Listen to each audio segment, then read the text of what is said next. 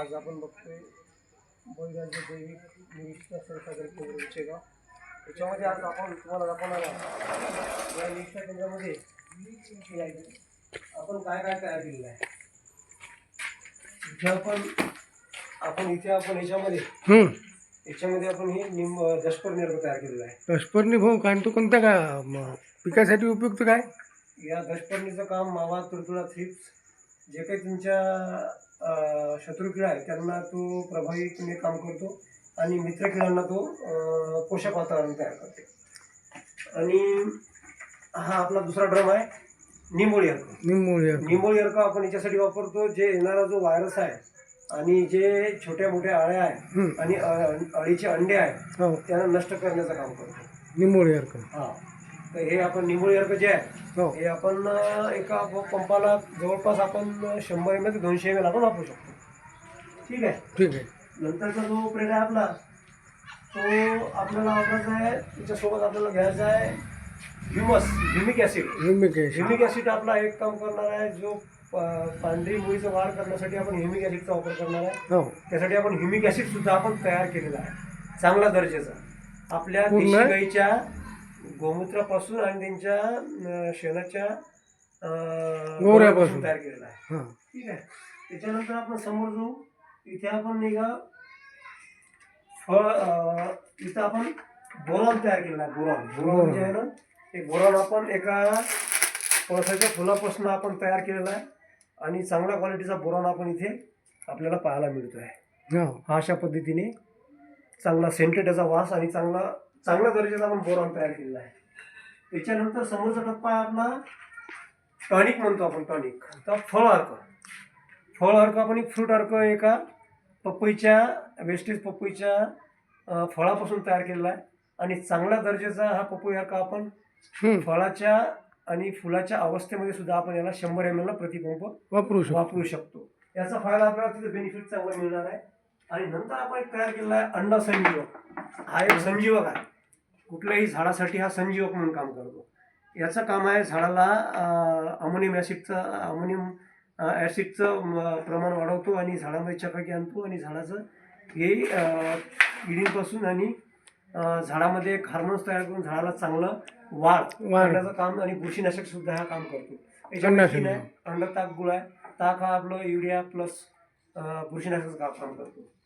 आणि नंतरचा टप्पा आहे आपला समोरचा टप्पा आहे. हा शेवटचा टप्पा आहे आपला. हा आपण केलेला आहे पोटॅशचं काम आहे की तुमच्या फळाला चांगलं चकाकी आणि फळाची वाढ करण्यासाठी आणि फळाची क्वालिटी चांगली करण्यासाठी त्यासाठी आपण याचा वापर करणार आहे. प्रतिपंप आपण याला 100 ml वापरू शकतो फळाच्या अवस्थेमध्ये आणि शेंगाच्या अवस्थेमध्ये. यासाठी हा बेल अर्क आपण तयार केलेला आहे.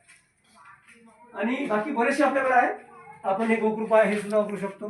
गोकृपाचं काम आहे आपल्या झाडामध्ये चांगल्या प्रकारे एनर्जी आणि झाडामध्ये बुरशीजन्य रोगापासून हा चांगल्या प्रकारे प्रादुर्भावाचं काम करतो. त्याच्यानंतर आपण इकडे समोर जर आले समजा डिकम्पोजर आहे आपल्याकडे. आणखी तुम्हाला सांगतो. हा इथे लोक म्हणतात ना कोराझन.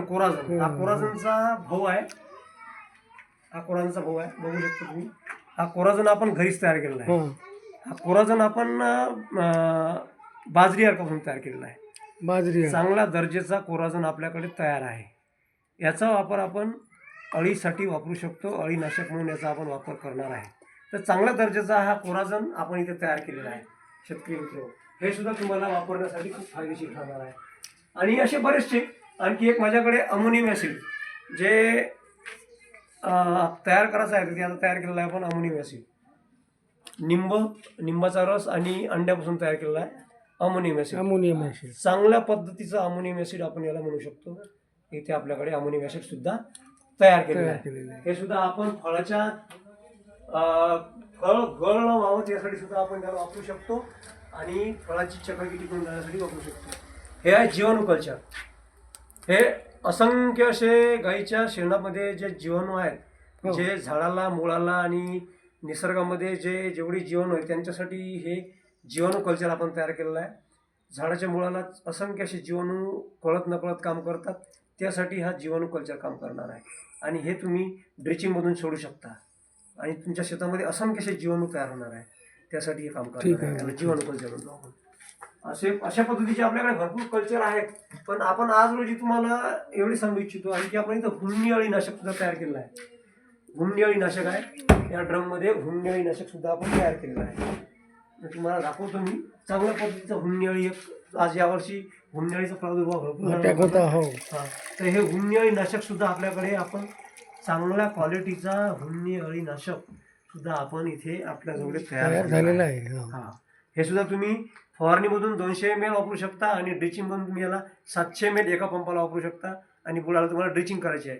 कुठेही हुमणी अळी असेल तर ही हुमणी अळी नष्ट होऊन जाईल आणि तुमच्या शेतामध्ये चांगलं वातावरण उत्पन्न तयार वाढेल. करण्याचं काम हा करतो. हां. ठीक आहे. माझ्याकडे एवढे प्रोडक्ट आहे. नंतर आपण याच्यामध्ये जीवामृत बीजामृत तयार केलेले आहे. हो. डिकम्पोजर आहे, फळअर्क आहे, पोटॅश आहे, बोरॉन आहे, निंबोळ अर्क आहे, दशपर्णी अर्क आहे, हुमणी अळी आहे, जीवामृत आहे. नंतर याच्यामध्ये आपण काय म्हणतो त्याला ह्युमिक ॲसिड आहे. Humic acid. अशा पद्धतीने आपण इथे आता EM कल्चर सुद्धा मी आज तयार केलेला आहे. EM कल्चरचा फायदा झाडामध्ये जमिनीमध्ये भुसभुशीत ठेवण्याचं काम करतो. हो. आणि या जेवढे जैविक निविष्ठ आहे त्यांचा जो दुर्गंधी आहे हां. त्याला कमी करण्याचं EM सोल्युशन हे काम करतो. याला तयार व्हायला 3 दिवस लागतं. याला 100 लिटरसाठी 1 किलो गूळ आणि 100 लिटर पाणी आणि 1 लिटर EM कल्चर याच्यावर टाकलेलं आहे. हो. ते सुद्धा आपल्याला समोर काम येणार आहे. धन्यवाद. धन्यवाद भाऊ माहिती सांगितल्याबद्दल. धन्यवाद. धन्यवाद.